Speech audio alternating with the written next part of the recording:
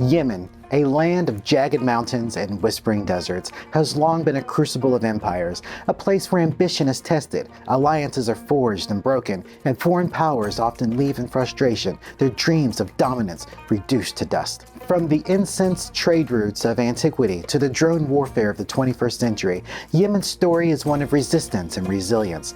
Today, Yemen burns not because of a local power struggle, but because the United States has launched airstrikes, marking a dangerous escalation in a conflict that has already left the country devastated.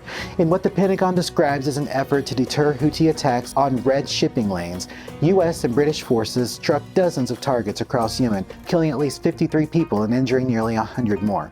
The Houthis in retaliation claim to have targeted the USS Harry S. Truman, though U.S. officials have not confirmed the attack. Meanwhile, President Trump has warned Iran of dire consequences should Houthi aggression persist, underscoring the broader regional stakes. Since 2023, Nasrallah, also known as the Houthis, have attacked international commercial vessels and U.S. service members in the Red Sea and Gulf of Aden, while sparing Chinese-flagged ships. Houthi attacks have severely harmed economies the world over and contributed to global inflation by forcing cargo ships to take a more circuitous and expensive route around Africa. The State Department has designated the Houthis as a foreign terrorist organization, which identifies them as a threat to U.S. interests, including our personnel in the Middle East, the safety of our closest regional partners, and the stability of global maritime trade. This designation demonstrates America's ironclad commitment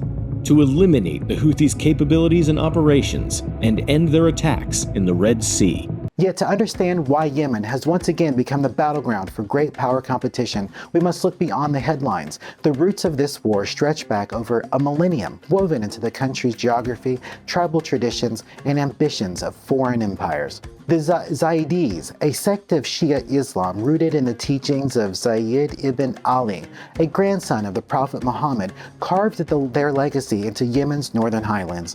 Unlike 12er Shia, Zaydism rejected passive martyrdom, instead championing armed revolt against unjust rulers. In 897, Imam al-Hadi al-Haq founded the Zaydi Imamate, blending religious authority with tribal codes. For over 1,000 years, Zaydi Imams ruled as scholar warriors, their legitimacy derived from lineage, battlefield prowess, and a covenant with Yemen's fractious tribes. The Imamate's survival hinged on its mastery of Yemen's geography. The northern highlands, a labyrinth of fortified villages and terraced farms, became a redoubt against invaders. When Ottoman forces swept into Yemen in 1538, seeking control of the Red Sea trade, they found themselves mired in a guerrilla war. Zaydi tribesmen, led by Imam al-Mutahhar, harried Ottoman troops for nearly a century, culminating in the 1635 treaty which granted the Imamate autonomy. This pattern repeated in the 19th century when the British Empire annexed Aden in 1839, but failed to subdue the Zaydi north. By the early 20th century, Imam Yahya emerged as a unifying figure. A shrewd strategist, he modernized the Imamate's bureaucracy and expanded its reach into tribal lands. Yet Yahya's iron-fisted rule sowed dissent. His assassination in 1948 by reformists, a plot allegedly backed by Egypt's King Farouk, triggered a brief civil war. His son, Ahmed, reclaimed power but inherited a fractured realm. When Arab nationalism surged under Gamal Abdel Nasser in the 1950s, Yemen's feudal order teetered. The Imamate, once a bastion of independence, became a relic in the eyes of a generation yearning for modernity. On September 26, 1962, reformist officers led by Abdullah al-Salal overthrew Imam Muhammad al-Badir, declaring the Yemen Arab Republic. The coup ignited an 8-year civil war that drew Yemen into the Cold War's vortex. Egyptian troops, armed with Soviet tanks and MiG fighters, poured into the country to prop up the Republicans. Saudi Arabia and Jordan fearing Nasser's pan-Arabism, funneled arms and cash to royalist tribes in the mountains.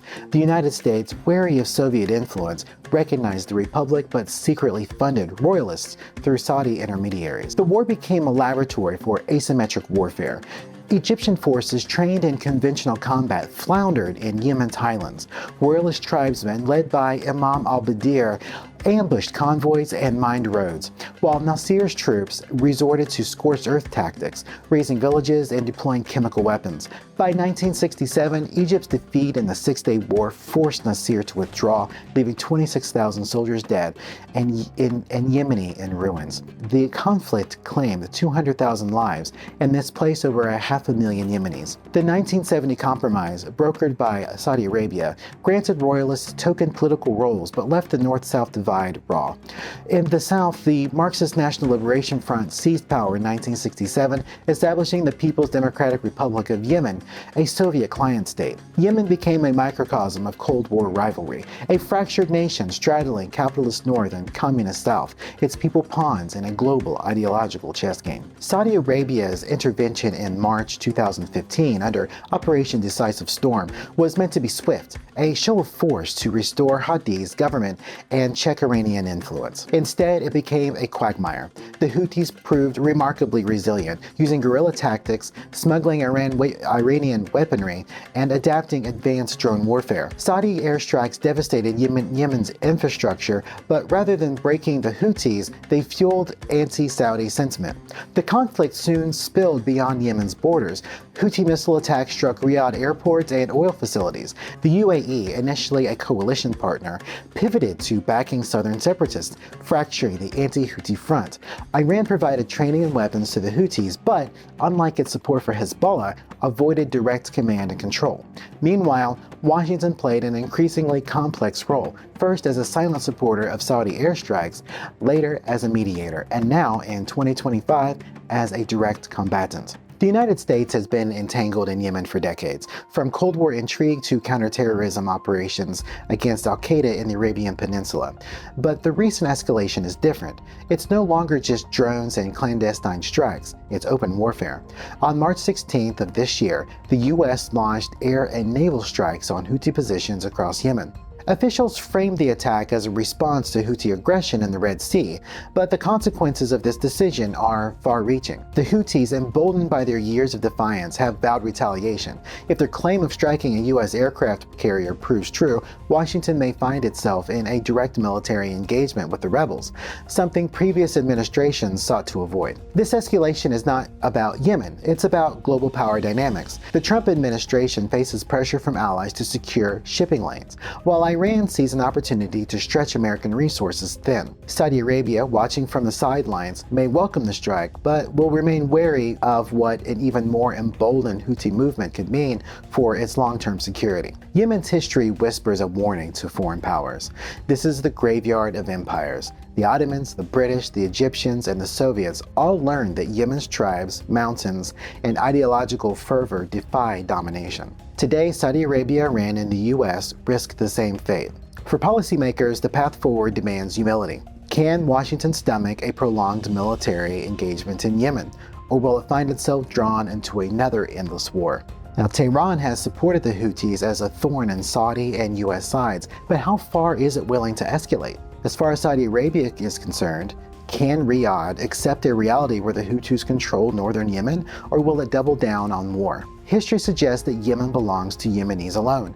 If Washington, Tehran, or Riyadh fail to learn that lesson, they will become just another empire, tested and broken by the Crucible of Yemen.